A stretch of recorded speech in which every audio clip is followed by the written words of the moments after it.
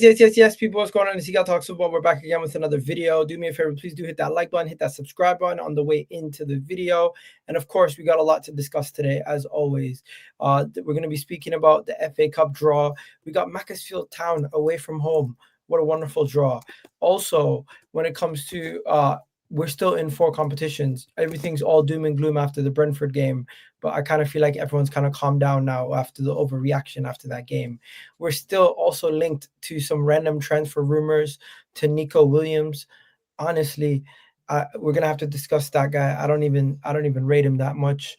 And then of course, we're also gonna talk about Bukayo Saka, Odegaard, and some other stuff. We're gonna have a panel show today. Hopefully, we're gonna have a couple more guys joining us in Kunle, Brendan, and Ashraf in a bit. But for now, I got my boy Toby in the bottom right here. If you guys don't know him from TikTok already, you get to know. And of course, I got my boy Saad in the building. But guys, before the rest of the boys come, let's just get through some of these quick fire topics. Did you guys see Arteta get harassed by an Arsenal fan outside the stadium? And like people are like really trying to people are just trying to point score on everything nowadays. It's actually disgusting. You've seen it, Saad, right? Yeah, man, I've not seen any. I don't understand why people are going so mad. I mean, the guys asked for him to sign. Was it sign the shirt? Yeah, or something like that, and then he said no. I mean, it's just. I mean, get over it, man. Do you know what I mean? Liga still hates Arteta to this day because of that same issue. They're not obliged to sign anything. They're not obliged to anything. Do you know what I mean? They do it because they want to. Do you know what I mean? Yo, people are saying it's not harassment. When somebody's with their family and they're in a car in traffic at night and you're knocking on their glass of their car, what else is it called besides harassment?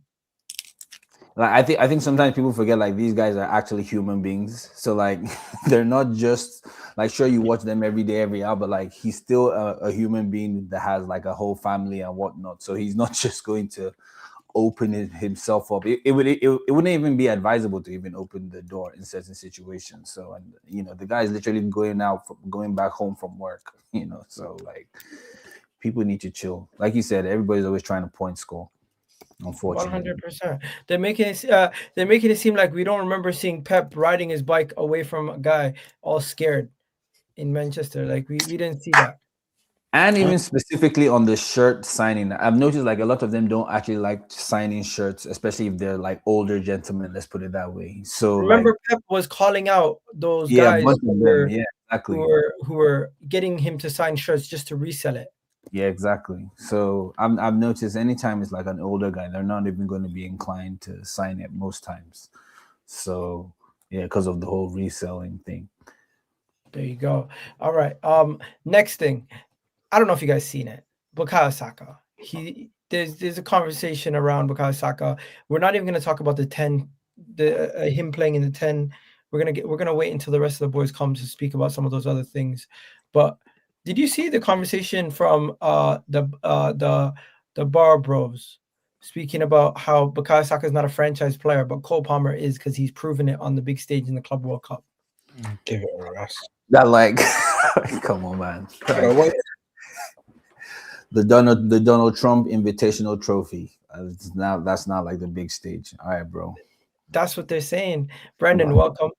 Brendan, if you don't know everybody, Toby next to you, and Saad, of course.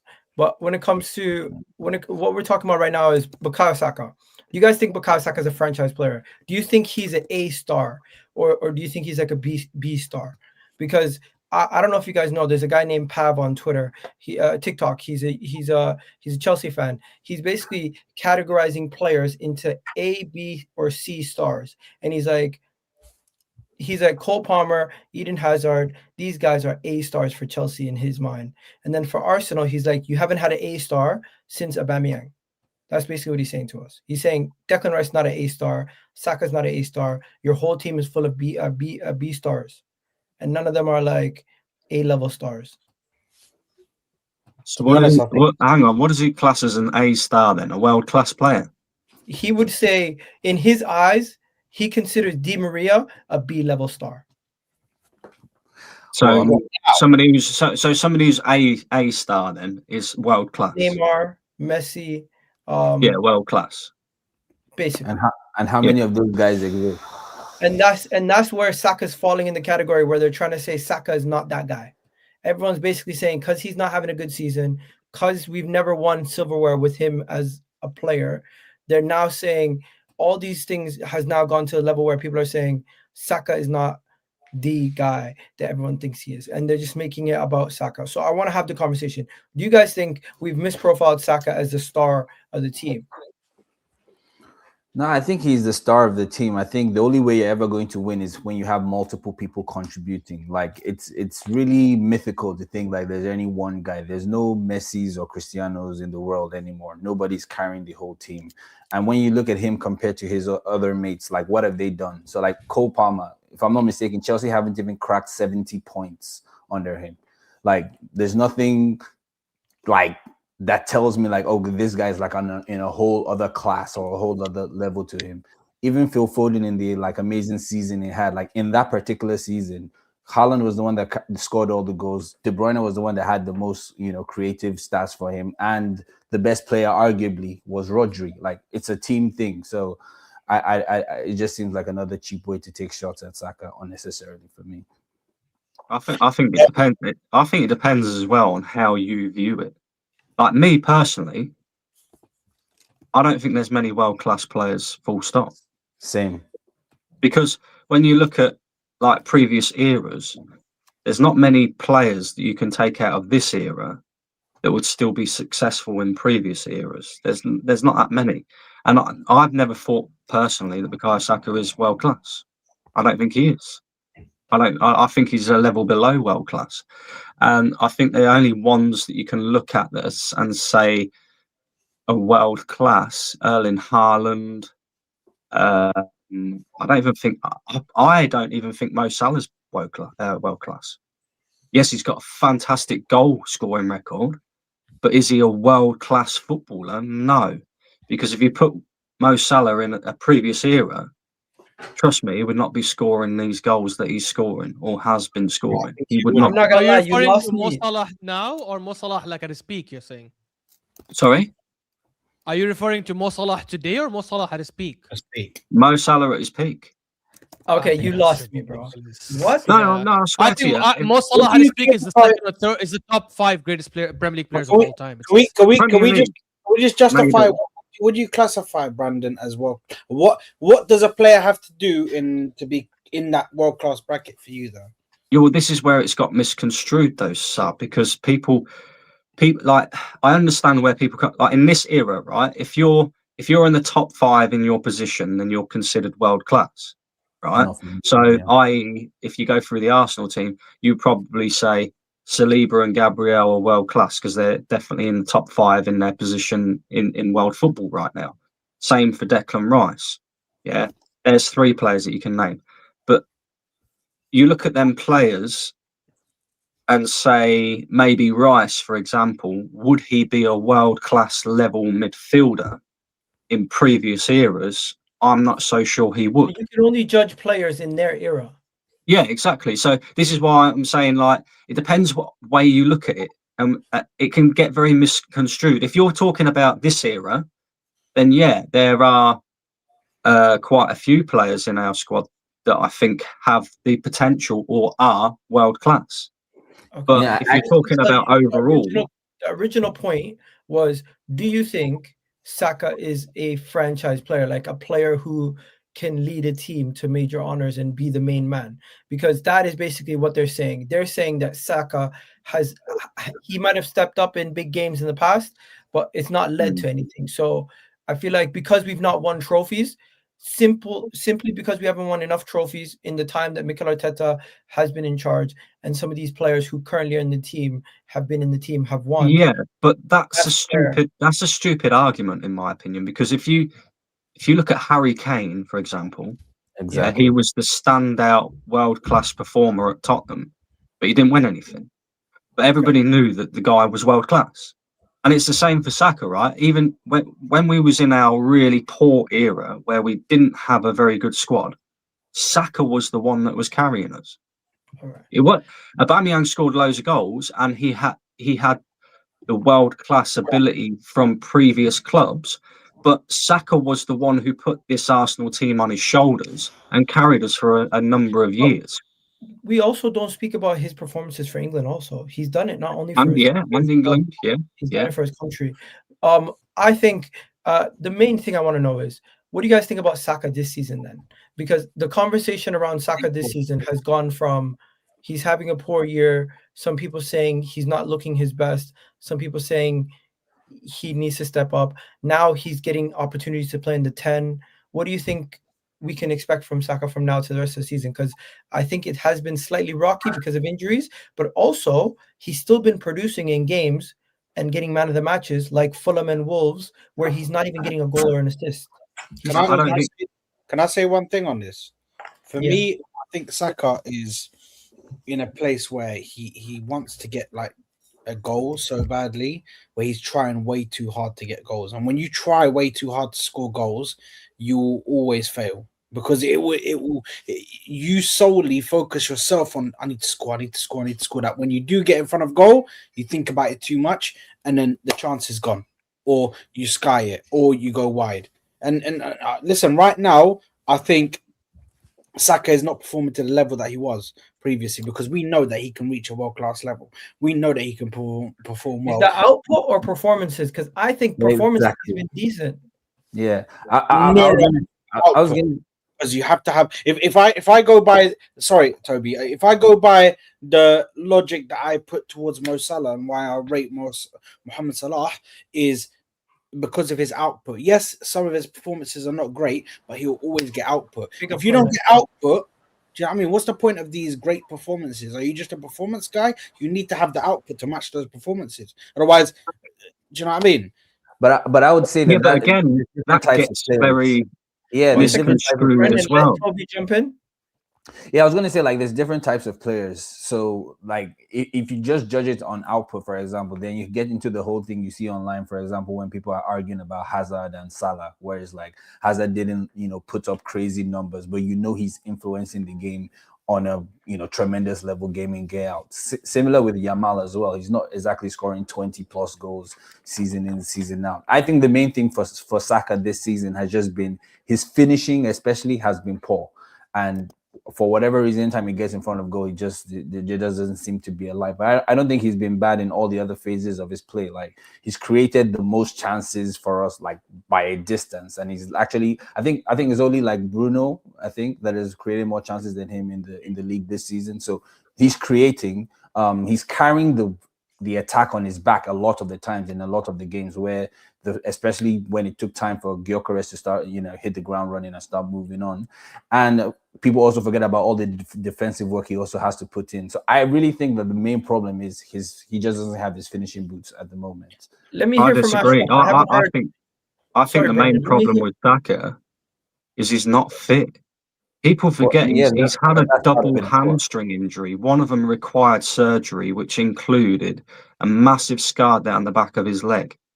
Now, when we say about people that have ACL injuries and how it takes them like a long time to recover from them, right?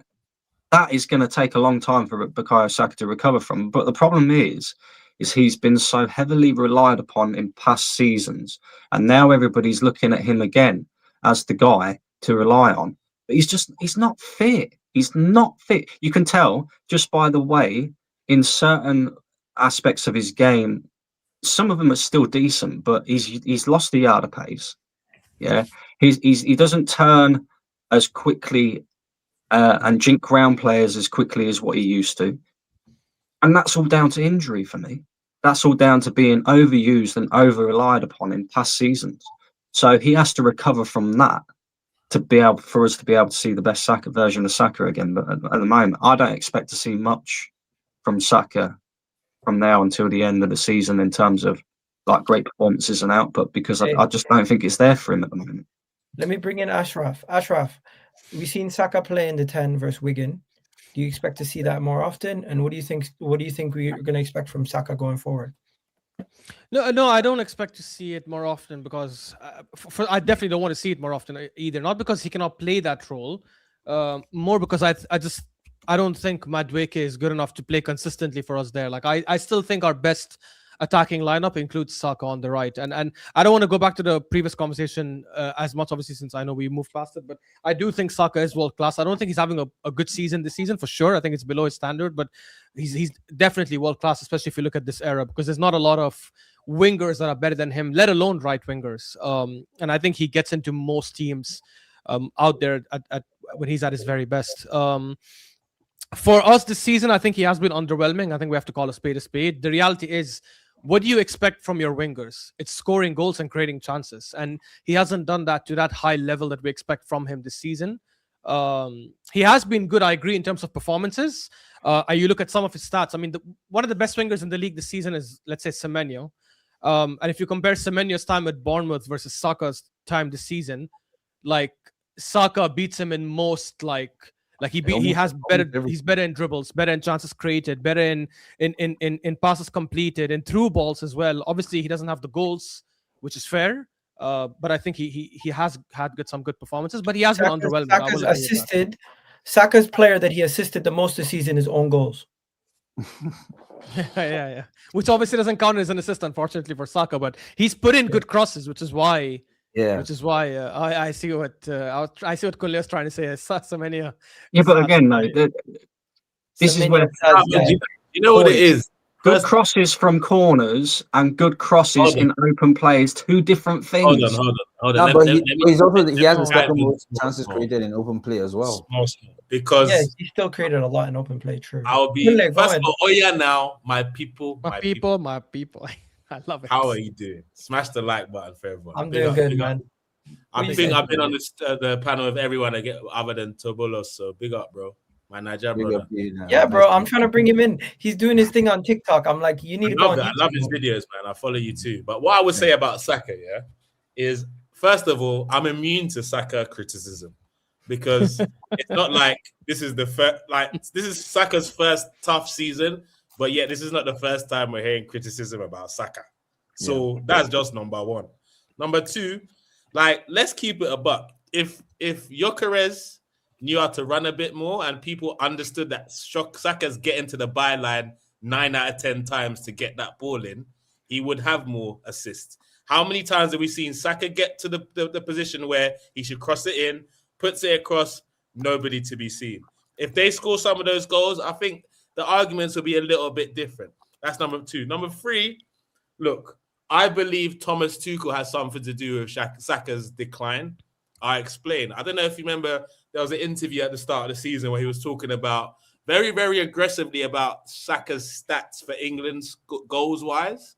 And I think he's really put a lot of pressure on him to score more goals because I don't know if you guys can relate with this.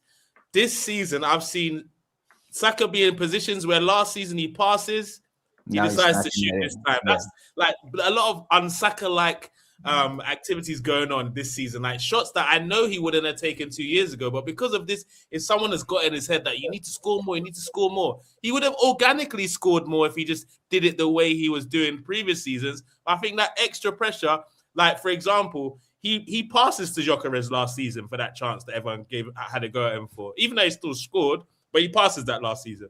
But now he's very much focused on my numbers. He's getting caught up in these stupid arguments about stats. That's not your game, Saka. Be effective. Fuck the stats. Just be effective and play for your team. That's what I think. Do you think these guys see the tweets like Pedro Neto hat-trick? Saka's probably thinking to himself, I want a hat-trick versus Wigan.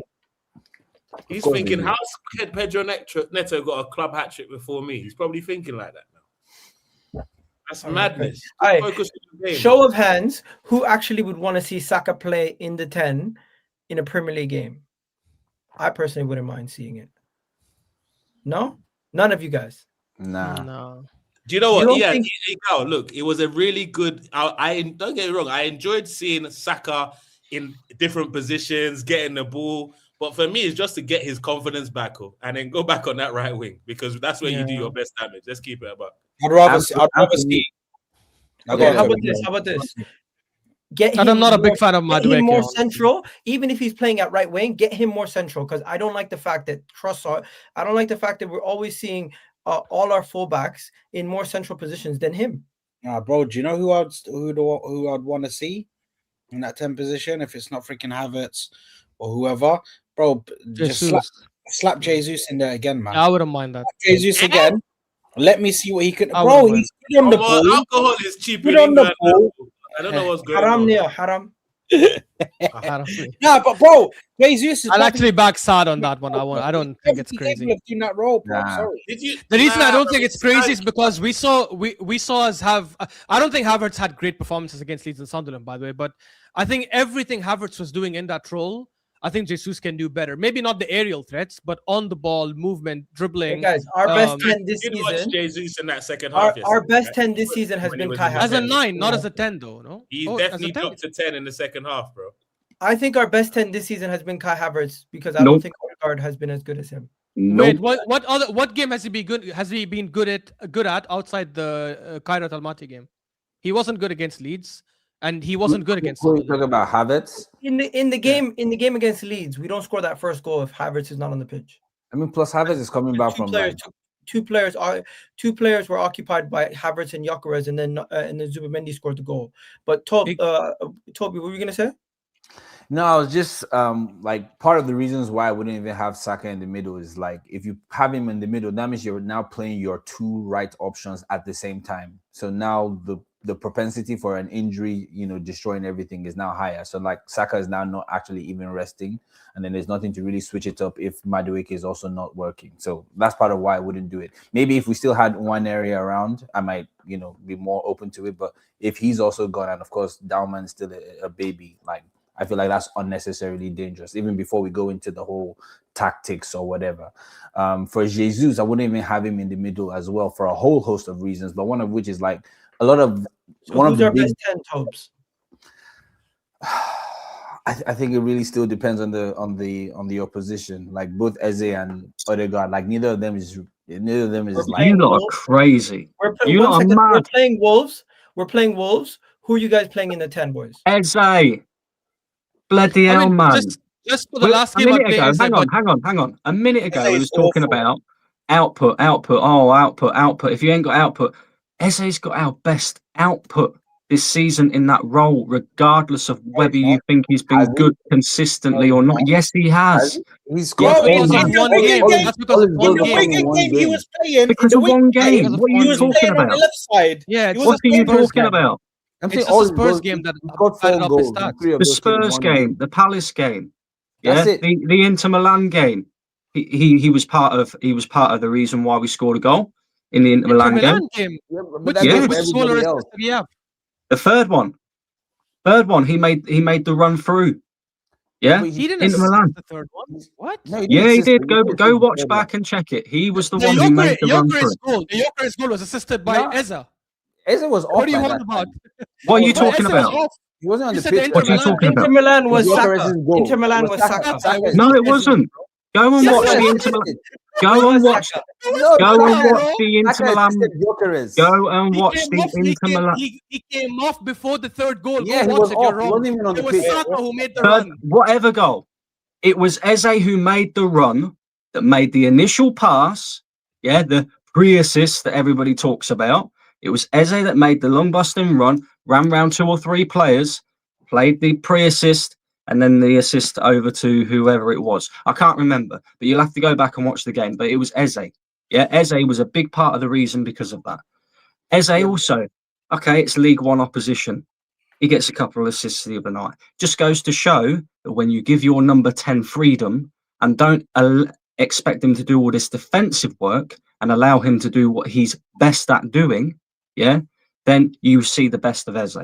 The disrespect Eze gets is mad. Why can't I say the same thing about Odegaard then? Even though I think Odegaard also should not be starting. Because Odegaard, guys, he's speaking about the Jesus goal. Eze made the pre-assist for the Jesus. Thank you. Yeah, not Gyökeres. That's not the third goal. That was the first goal. There's a massive difference between first. Well, either way, it still had to happen for us to score. Okay, so why can't you? No, hang on, boys. The disrespect that Eze is getting is mad. Let me bring it back. 1 second. Everybody's fit. Everybody's fit. Imagine everybody's fit, right? Kai Havertz fit. Everybody's fit. If you had to play the best 11 you could play, everybody's fit. Who's playing in the right 8 position? Honestly, it depends. It depends on who's in form. Because if you're telling me if everyone is at their best, Exactly. Obviously, Odegaard at his best is the best playmaker we have. The problem is Odegaard is not at his best for a majority of the last year and a half. Odegaard's not been at his best for 2 years. What are you talking about? I agree. For not 2 years, a year and a half. I agree with that. But the reality is, the one guy who should have stepped up when Odegaard was shitting it every single week is Eze, and he's been garbage in the 10 this season, barring 3 or 4 games. He had so many opportunities in the 10 this season, and he stank it up game after game after game, including cup games like Portsmouth and the game against Kairat Almaty and all these other shit games that you think, this is Eze's game. He had an amazing game yesterday. So because of that, I would start him against Wolves. Fair enough. You reward that good performance. But let's not do revisionism and make it seem like he's been killing absolutely. Now, let me give you the other side of the argument, right? Before Kairat, Eze hadn't featured in God knows how many fucking games. Hadn't featured, hadn't even come off the bench, nothing, right? Played 0 minutes of football in all in Premier League games. Some of them I was seeing was mad, absolutely mad, right? But then you expect him to come in and just hit rhythm straight away. Wait, Brandon, this is where my problem lies. Yeah, right? I don't know why you're ignoring before that. What about before that? When he was starting, listen, what did he do? Listen, I'm not going to get away from that. 100%. Yeah, against Chelsea, he was poor. In other games, he's been poor this season. But again, this is where I get fucked off when Arsenal fans refuse to just sit there, right, and take on board the fact that, number one, he's come into a new team. He's a new player this season, right? Come into a new team. Number two, he's trying to get used to playing a new way of playing, because the Eze that we see at Crystal Palace, he is not allowed to do what he did at Crystal Palace because our manager wants everything to be so safe. And that's the reality of it. Arteta doesn't like it when we play low percentage passes, right? Eze has to be able to have freedom to be able to play them low percentage passes, ones that might potentially lose you the ball. But he's also now having to do a lot of defensive work, which he never had to do at Crystal Palace, right? So these are things that you forget. I mean, everybody's getting on. Everybody got onto Gyökeres's case. I'll be honest with you, Brendan. We don't care. All these excuses that you gave him, we don't give a damn. But what I will say, but you'll sit here and defend Odegaard. This is the bit that gets me. Nobody's defending Odegaard. Who defended Odegaard? I will say this is. I cannot. He just said if he's fit and playing on form, he's the best. Hold on. This is what I'll say about the Eze situation. Anyone can correct me if wrong. I'm with Brandon in certain aspects. I would say before Odegaard came back, I think was it the Aston Villa game or the game before that? I'm not sure. There was a period there where we looked better. We were passing the ball forward a lot more, and we were solidly at top. Hang on. Say that again. When? There was a period where you remember that period where Odegaard got injured. Yeah. Bayern, the Tottenham game, all that. Yeah. Bar the Aston Villa away, I would say arguably Eze had decent performances. We were passing. Hold on. Let me finish. We were passing the ball forward a lot more regularly. It looked a little bit faster and getting from the defense to the attack. It looked better. But what happened? What I can't let go is how he's looked since he's been back in the side. Now Odegaard's there, because Odegaard stepped up for like 45 minutes at Aston Villa. We thought, rah, he's back. He's been challenged by Eze. And the game against Brighton. Yeah, he scored the winner. Now Eze's decision making is pissing me off.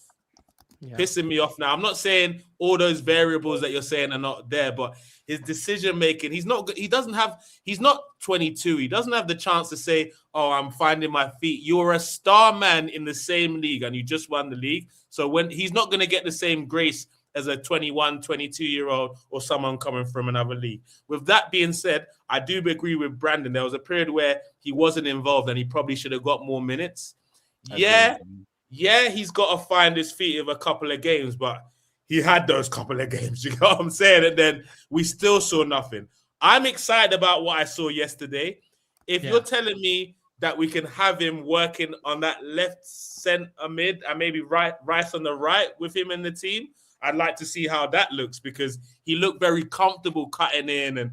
And I don't know if you saw, he looked like he had some swagger in his game yesterday. It wasn't just the decision. It was the aura he had moving around the pitch. So if he could, I don't want to see him, because I think when Saka plays, he likes to hang out with his boy on that right-hand side. Because Saka was forced to play number 10, he couldn't go all the way to the right to do buddy. Do we have to acknowledge that Eze at Palace is obviously a completely different player to what he is at Arsenal. At Arsenal, he can win us games, but he is not going to be the player who wins us every game. He's going to be a player. He's going to be a player who's going to pop up for out of the remaining 12 games in the league. I would expect him to maybe have major impact in at least 4 of them and win us those games. Hang on, boys. Why do you think? Hang on. Why do you think Eze was so good yesterday? Go on, answer me this. Central progression through the middle, and also, let's be honest, the opponent, they didn't really press him. Okay, cool. Right. So the opponent, yeah, I 100% agree. But look at, because of the fact that we was playing a lesser opponent, right? An opponent that weren't very good. Let's just be honest about it. They weren't good, right? He didn't have to do all his defensive work. Yeah. Anytime he lost the ball, did you ever see Eze tracking back and running back like a madman, like he does in the Premier League for Arsenal? But what does that have to do with why he was bad before? Because my point being, is if you've got your number 10 consistently doing defensive work, like what we tend to do in the Premier League, like how our number 9 drops so deep sometimes that we can't transition properly on a counter attack because he's in the defensive half, right? My point being is, if you give Eze the freedom that he requires to go and do the damage, not have to do so much defensive work, you will see a better Eze. We see it at the beginning of the season. Brandon, I agree and disagree with you. Guys, hang on, just my last point. All of the games that we would consider this season as being Arsenal's best performances, Atletico Madrid, Bayern Munich, Inter Milan, Tottenham, Newcastle, Leeds, the first game against Leeds, Aston Villa. Okay, Aston Villa in the second half of Aston Villa, because the first half, let's just be real, we could have been a couple of goals down, right? But aside from the Aston Villa game, all of them games that I just named, Eze started in. Go back and check it. It's absolutely. Eze started in. Odegaard also had a big part to play in the. Odegaard was out injured for that period. Odegaard was nowhere near the team. Are you trying to tell me Eze has more protection when his midfield buddies are Saka and Norgaard than when there's Zubimendi and Rice? Is that what you're trying to tell me? Yes. Man? Yes. He does. He does less defensive work when it's Saka. No, Kunle, you're missing the point. We didn't have to do so much. Hang on, Kunle. We as a team didn't have to do so much defensive work yesterday because Wigan was so poor, right? No, we didn't have to do a lot of defensive work against Portsmouth, and he still was shit that game. Yeah, okay, cool. That's one game. But listen, you cannot do that in the Premier League. One second. Can we take it back to Brentford? No, Brandon. No, one second. Can I take it back? Can I finish my point? Take us back to Brentford. Can I kind of shift the conversation to Brentford? Because the reaction after the Brentford game was, Eze, what are you doing for me? From a lot of people. Eze, what's your role? Why are you not contributing? I expect more from you. But now, Brendan, you're coming with the sense that he's been great. Bro, as much as criticism as Odegaard gets, when he came on the pitch versus Brentford, he was a net positive, and 5 minutes was a net negative. Odegaard was a positive for 5 minutes. I mean, that's 5 minutes. That's 5 minutes more than Eze, right? Eze was hang on. I actually agree with you, Brandon. I actually agree with you about the overall attacking side of things, because I agree. I do think Arteta a lot of times plays a very conservative style of football, which I don't think suits our attackers overall. I 100% agree with that. I think a lot of our attackers are victims because of the attacking style that we're deploying. However, I don't think that's been a reason why Eze has been this bad. It's been a reason why it could have affected Eze 100%. Maybe if we played more attacking, Eze would have slightly better output. But there's a lot of games this season where his decision making on the ball has been shit. He gets the ball, he has a chance to play a pass, or he has a chance to make a run, he loses the ball, or he does nothing adventurous with it when he has the opportunity. But hang on, we can say that for every single Arsenal midfielder where they've had opportunities to play the balls, etc. And I'm not even making this an Eze issue. Hang on, I'm not even making this an Eze issue, because I also believe that Odegaard is so poor because he is not being given the freedom to do the attacking work that he needs to do in that number 10 role, right? That we've seen from him previously a few seasons ago when he was coming up with goals and assists on a regular, when he was given freedom, when he was able to go and express himself without having to necessarily do the defensive work. So I don't think it's just an Eze thing. It's an overall number 10 thing with Arsenal and with the way that we play that causes us a problem. Do you see what I mean? Right, and the thing is, right, Eze has contributed more for us than Odegaard has this season, than Havertz has this season. Although I was one to sit here and say, since Havertz has come back, in terms of the output side of things and doing the job that we need to do for the team in that role, Havertz has probably been the best one, because 6 games, 5 goal contributions. You can't argue with that. He's done his job. Unfortunately, he's now injured, but I don't want to see Odegaard in this team, because when push comes to shove and you need somebody who's gonna stick it on the opposition and all that, that's where Odegaard goes missing. Odegaard is weak in terms of that, right? But Eze, guys, the disrespect is mad. It really is. Hey, I'm sorry, guys. We're gonna have to shift gears because we can't spend the whole time talking just about the midfield. But I will say this: I think unanimously, everyone knows it's gonna probably be Eze who's gonna start versus Wolves, or because I don't think Odegaard is gonna start versus Wolves. What do you guys think? The only one fits, so yeah.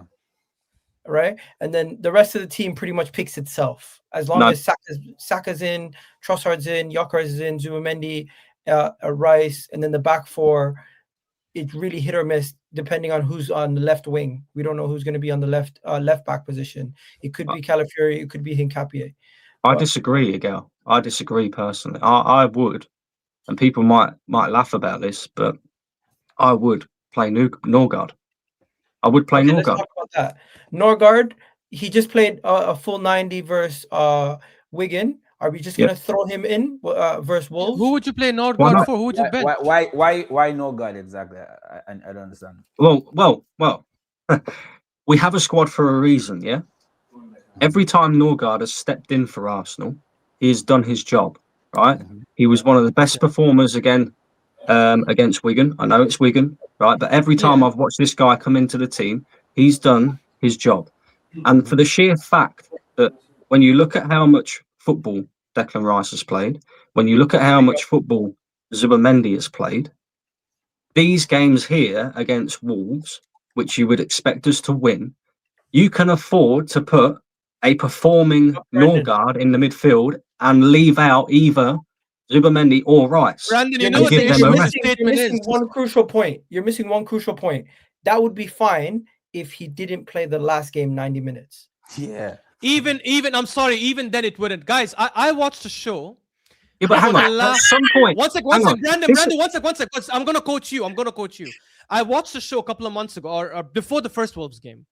And you were, I think, on Dan Potts' channel, and you yourself said it's only Wolves at home. We should rest these Zubimendi and Rice and play Norgaard. And guess how that game went? We almost drew that game. So I don't think in the Premier League, when we're being chased by City right now, we should take any chances, especially given that Zubimendi and Rice rested a whole 90 minutes midweek. Yeah. We don't want to make that mistake. You underestimate Wolves, we will lose that game. Because it's not a Premier League. No, listen, I'm not underestimating Wolves. I am simply saying we have a squad for a reason. And one thing... Which we used against Wigan. One thing that has always been my bugbear is that when you've got players performing, I think they should then play. Because they're performing, they're on form. You want players that are on form, right? So who would you bench? We're going to need Zubimendi and Rice from now right until the end of the season in all competitions, because they are so crucial for us, both of them, right? So you can, in this game, for me, you can afford to put Norgaard in for either, take your pick, Zubimendi or Rice, just to give them a little bit of extra rest, right? Hang on. But for me, when a player is performing, fuck's sake, play him.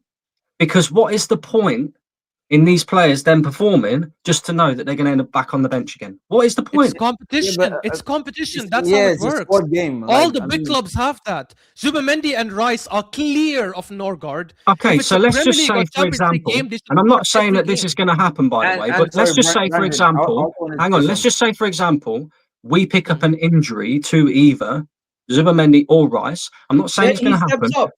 Yeah, hang on. I'm not saying it's going to happen. I'm not saying it's going to happen, right? But let's say that does happen. Let's say that does happen. One of them two get injured. We're going to be sitting there going, "Why the fuck didn't we play Norgaard and give these guys?" No, we wouldn't, rest? because you and many others said that in the first game against Wolves, and we almost dropped points that game. You're now relying on Norgaard, right? Let's say Zubimendi gets injured. Guys, he's going to play. But let's say Zubimendi gets injured. Good, so why does it matter? Zubimendi gets injured, Norgaard guys, listen, please. Let's say Zubimendi gets injured. You are now then relying on Norgaard. But why are we always doing ifs for negatives? Why don't we do it if? Yeah, exactly. What if Haaland gets injured tomorrow? You are you are now then relying on Norgaard, against the likes of Man City away at the Etihad, against Chelsea, against Brighton away. Yeah, but I remember Jorginho. I get that, but I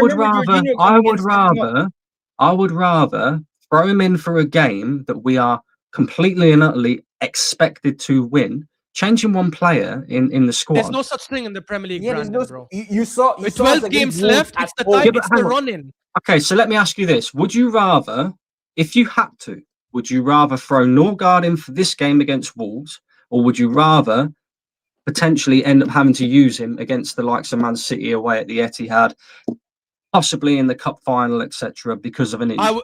I'll answer. I would rather go with our best 11 until we have to make a change. Because let me ask you this, Brandon, because I know you're not your answering opinion. The question, then, are you? Brandon, do you think City are a serious challenger? Do you think City will be behind us the whole till the end of the season? Oh, bro, we're gonna get onto that in a second. So if you do, why would you take a risk and bench some of our most important players in the Premier League? Unless we're 10 points ahead, we shouldn't take a risk. Because if we drop points to Wolves, it could be over. They're kind of like checking out. Guys, talk to me. What you guys saying? Are you guys gonna make rotation in this game versus Wolves or play your best 11? Be honest.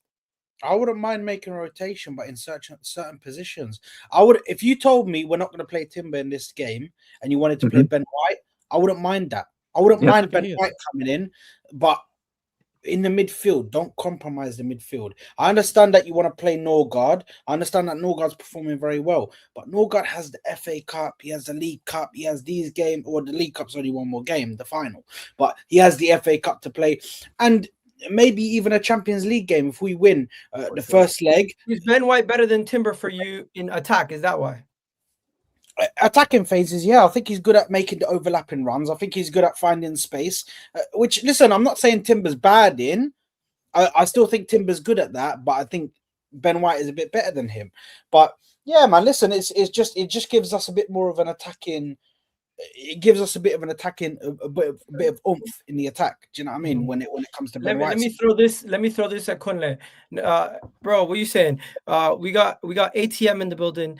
AMT, I mean, in the building, saying, what do you call it? We should talk about the general game shaky defense lately. You mean Gabriel Magalhaes? Gabriel Magalhaes. GM. Hey, stop these abbreviations. Just say the full players' names, guys. Come on, man. I thought it was general game. Like, super chat, bro. Super chat. No. Okay, super chat. Let's send another one to explain because we don't want to get. All I know is he might not be calling out Gabriel Magalhaes.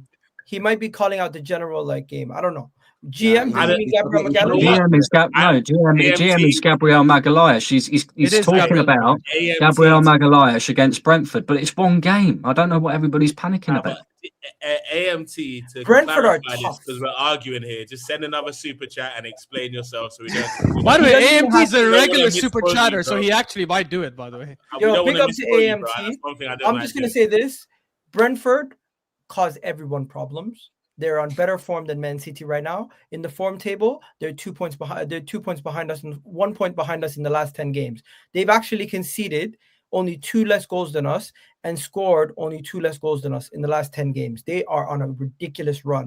that doesn't justify us playing like shit, Egal. It doesn't justify. I think I don't know about you guys. I think everybody overreacted after we dropped points to Brentford. We need to calm down. It's a Okay, No, that no, means no, that means yeah, that means Egal, that means you and everyone here predicted a draw. I predicted No, a I win. did.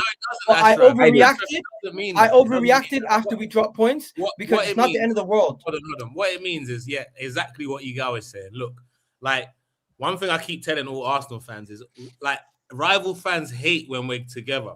So what they're going to do, because we're unstoppable. We saw that season where we weren't even supposed to challenge, where everyone was together, Emirates was rocking. It was madness. Everything was getting blocked out obviously to the last few games. We need to understand that we are still in control of our destiny. Until that changes, where it's maybe even 1 point, there's no need for the panic stations just yet, because all these things, hold on, all these things reap out to the energy. I don't like this negative energy, because until it's a situation where we don't have the control, I don't see there's any need for it. We're just working on if, buts, and maybes. That's all we're doing. But when City drop points, it's like, whatever, and then they'll give them the benefit of the doubt to come back. We don't get the same benefit of the doubt. I don't think we should base our argument. You should listen to what, like, I believe we're gonna win the league. Is it gonna be easy? No. Is it gonna be the way we want it to?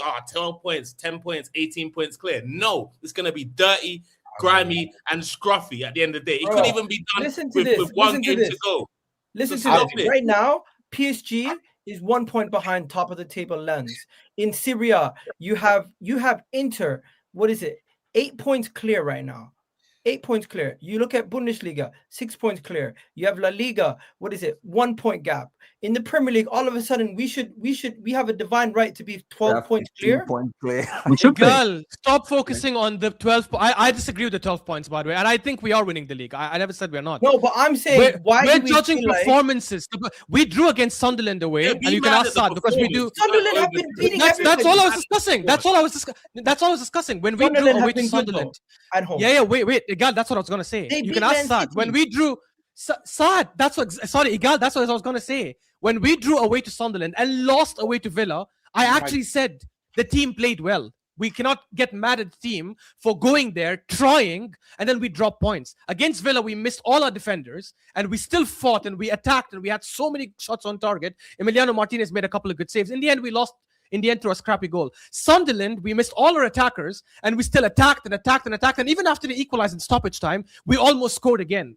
I can get mad when our team tries to go for it and plays good attacking football, and then in the end, it just happened because we're not going to win every game. That's fine.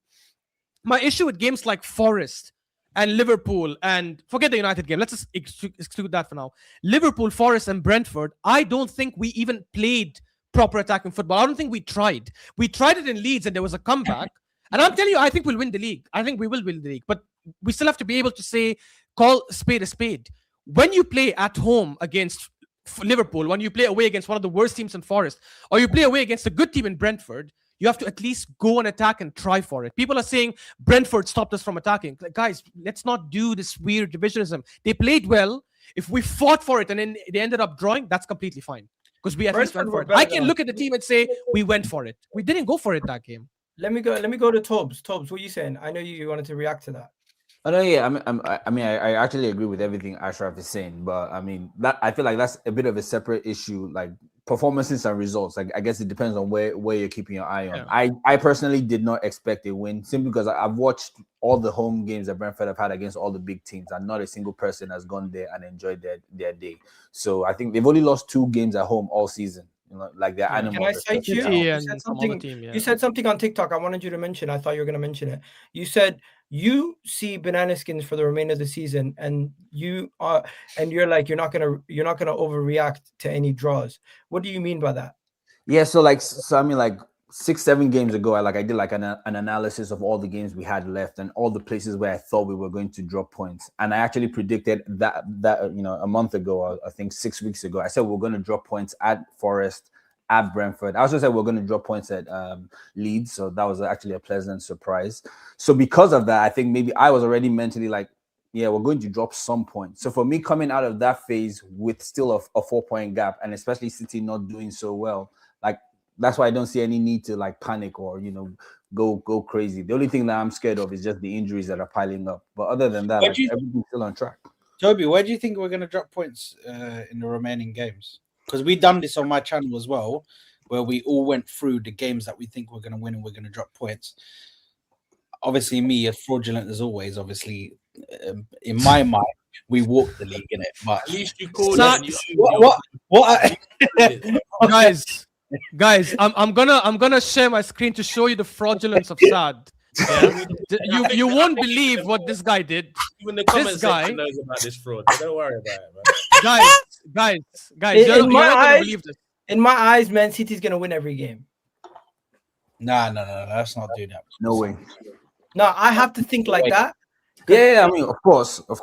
I'm not gonna watch any of their games. For me, looking forward, I think it's as simple as we win all our home games. Sorry, it's stuck. Can you zoom in? Can you zoom in? Yeah. It's stuck. 1 second. Let me just open it here. Out of a possible, what is that? How many? You guys are doing? No. That's different. Yeah. We're doing predictions. 1 second. It's stuck. I don't know why it's stuck. You've been doing this since game week 1. Damn.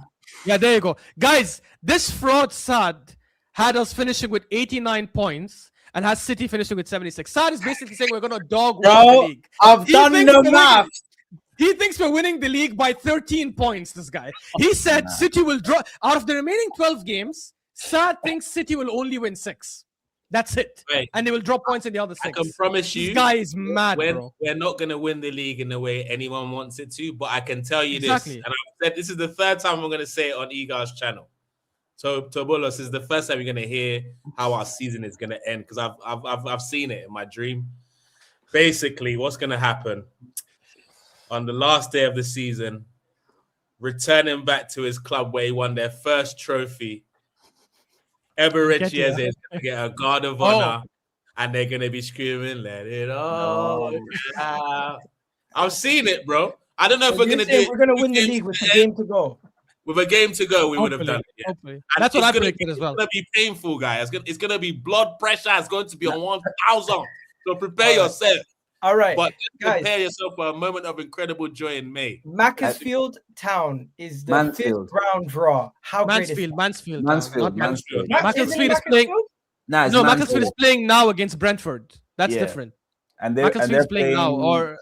Yeah, what league are these guys in? Mansfield. I thought it was Mansfield. Mansfield is in League One. Mansfield is League One.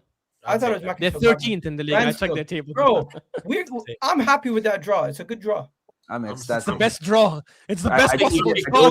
When do we ever get those kind of draws? Like, bruh, whoever is rigging these draws is an Arsenal fan, bro. I think it's David That's a Norgaard type of game, Brandon. And I think that's a Max Diamond. A Norgaard type of game, bro. I mean, just as important was also away. Mansfield's away, by the way. Yeah. So what did you say? That's fine. Was saying, sorry. Yeah, I was saying just as important is Newcastle getting City. Like, I think it's also important to get the big guys at St. James Park. Yeah. But does part of you want City to stay in the FA Cup as long as possible? Yeah. More games. But tough games. I don't want to more games, but tough games. Yeah, they can go out in the semis. I'm all right with that. Yeah. Nah. If there's even a 1% chance for us to win the quad, I want it. I don't care. Brandon, you have to be impressed with how we've been managing all 4 competitions as somebody who's we very have to be honest manager. Yeah, we have. Ask me at the end of March. Even you have to be very impressed with how we've been managing all 4 competitions quite simply. Yeah, of course. But now we got to win them, or we got to win at least a couple. I think. True. You know what? And I don't think it's as cut and dry as what you lot was thinking about. Oh, we're going to win the league. I think it all relies on who wins the cup final. Personally, I think if the points gap remains the same, in and around sort of six points sort of thing by the time the cup final comes around. I think it very much depends on who wins that. If we win it, I think we win the league. If City win it, I think they win. If you had to predict the future right now, what do you think Arsenal win come the end of the season? Be honest.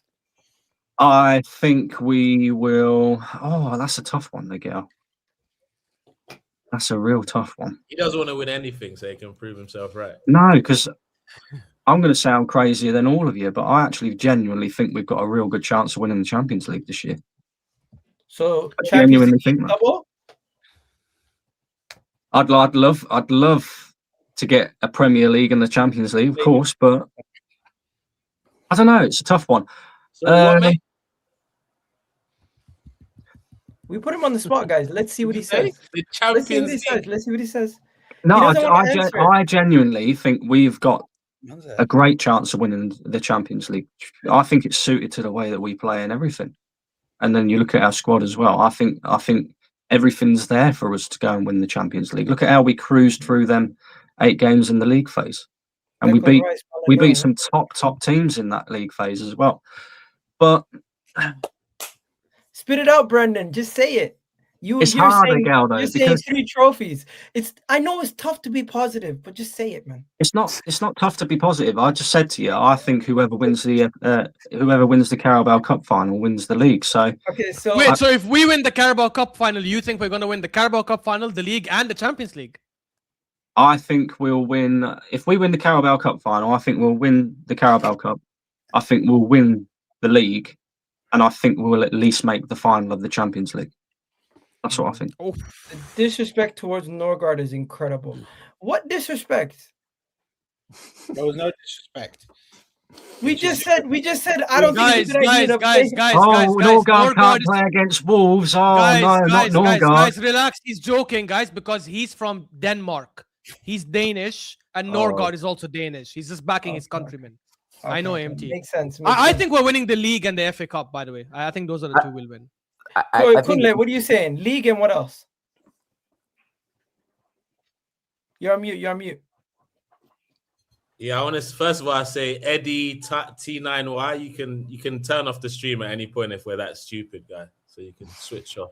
But I would say we're definitely winning 2. We're definitely winning 2. He didn't even spell accept correct. Accept correctly. Anyway, continue. Accept and accept are 2 different things, bro. So I would say we're definitely winning the league and the league and the Carabao. Yeah, okay. Saad, let it all work out. Saad is hang on, you don't. No. You lot don't rate Eze. You lot. I was defending Eze. You lot was. Don't start with all this. Let it all work out, bollocks. Come on. Saad didn't give an answer. It's not. What do I think we're gonna win? I think we could win a domestic double. I probably think we'll win the league. Is what I think. Toby, in the season. So I think we are definitely winning the league.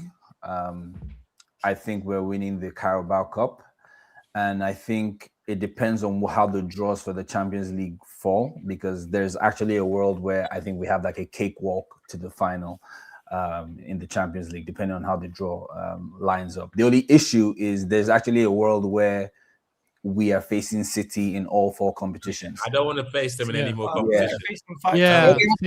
We have to face Chelsea or Liverpool as well. Hey, don't worry. Newcastle might knock them out. Don't worry about them. So Igal, what about you? What do you think we're going to win this season? Yeah, Carabao Cup, League, Champions League. That's what I think we can do. Do you know what makes me laugh? You lot are all like, not can do. What do you think we will do?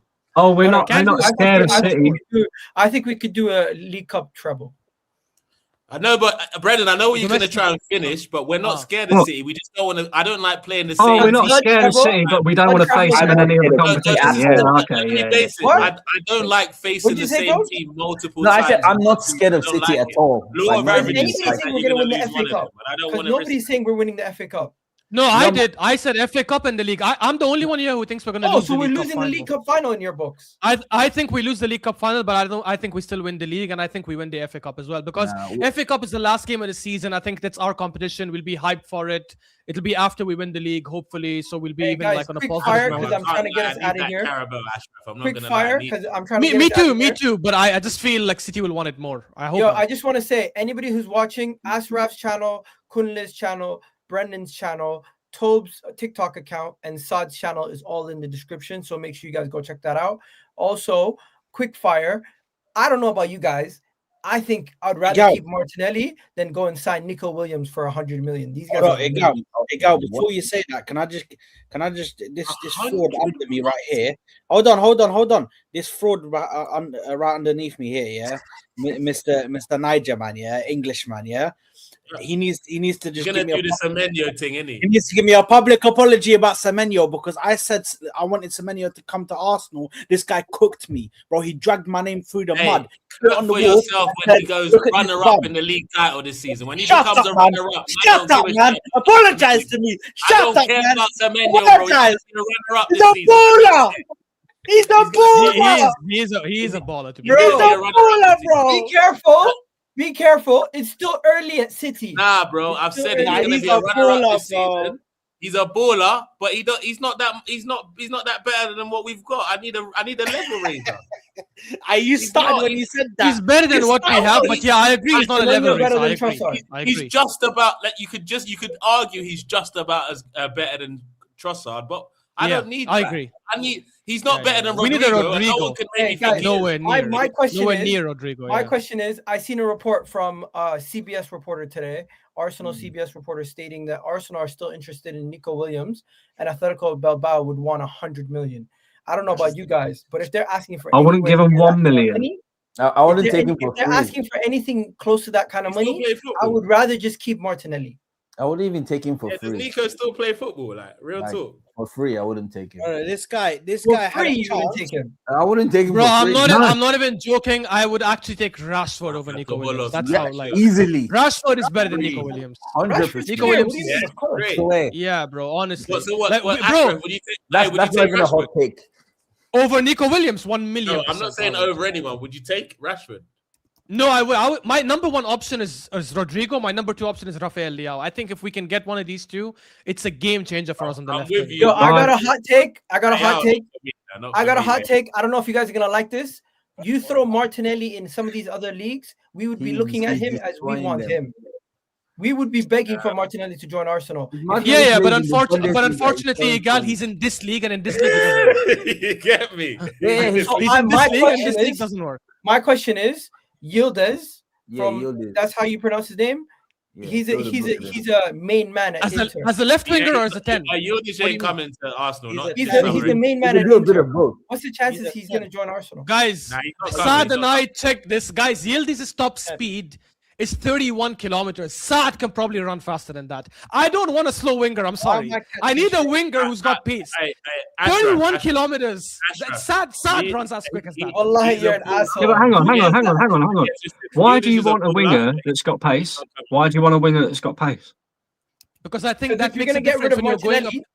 Yeah, but hang on. Yeah, but we face low blocks every week. So why do you need a winger with pace? Surely you just need a winger with tech. No. Because Doku has pace and Doku destroys anyone in a low block. I don't mean pace only in like overall speed. I mean even pace in like acceleration and quick movement. Acceleration, yeah, I agree with but pace we never really use pace, not even in transitions with that. But it's not. What do you guys think about Morgan Rogers as a left wing option? No, he's not a left wing originally, guys. Let's not shoehorn players. Bro, I'll tell you what I would do though. You've named two people that are 10s, bro. Yıldız is a 10, and so is freaking. And Morgan Rogers is a 10. Exactly. Yeah.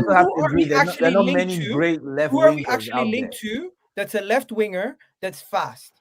There's Rodrigo and Rafael Leao. Those are only two that Leao is quick. Leao is quick. And can get us. Okay, you've Leao could deal with the physicality of the Premier League. I think people link us. Rodrigo would be our next Alexis Sanchez. Honestly, if he's not that quick, he's quick, but he's not like quick like the rapid.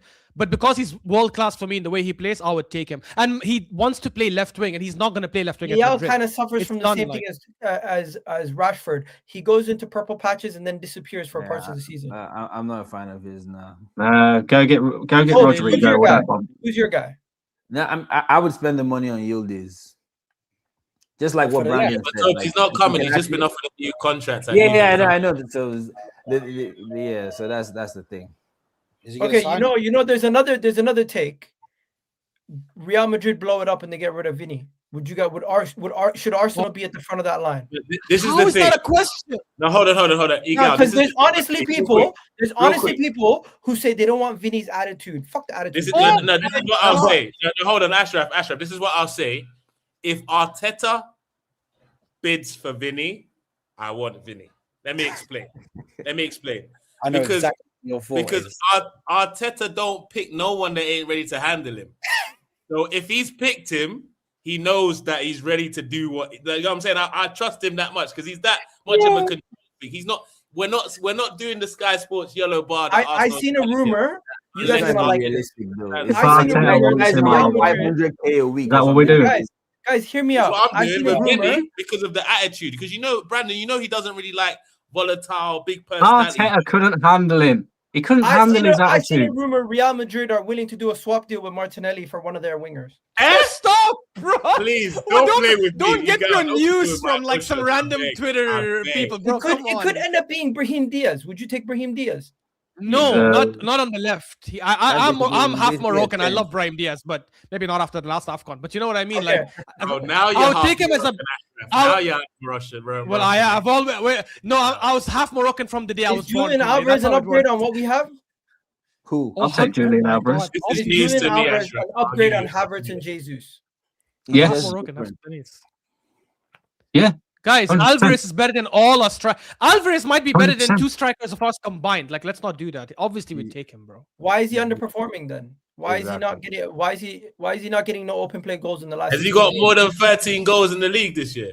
What? No way. Definitely. Has he got 13 goals this season? Alvarez. So.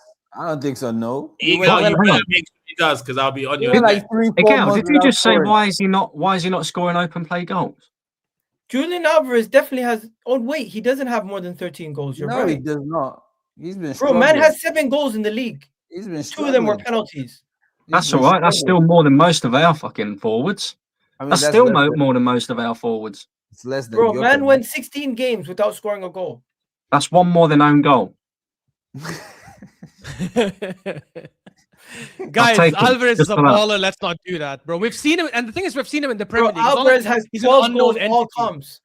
My issue with him is like if and he had 24 goals last season. This is not £100 million player. Yeah, that's my issue. Like he's not a £100 million player. Who's a $100 million striker right now? Player. None. Who's a $100 million striker in the Premier League? They don't exist. Who's a $100 million striker?